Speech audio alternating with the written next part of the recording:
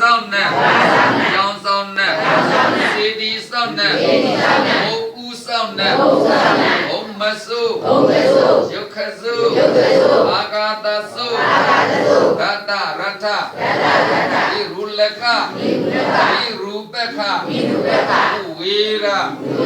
သာရှိသောနာပေါင်းတို့နှင့်လောကသာသနာဆောင်ကျက်နေသောနာပေါင်းတို့အား၎င်း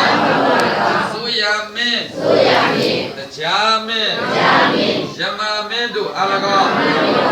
မြင်အပ်မမြင်အပ်နေရသောသတ္တဝါတို့အား၎င်းကျွမ်းတို့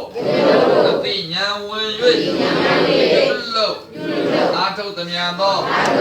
ဘာနာကုသောသုတိကံသောသီလကုသောဝါမြအံသောဘာဝနာကုသောကောင်းစုကုသိုလ်တို့ဤ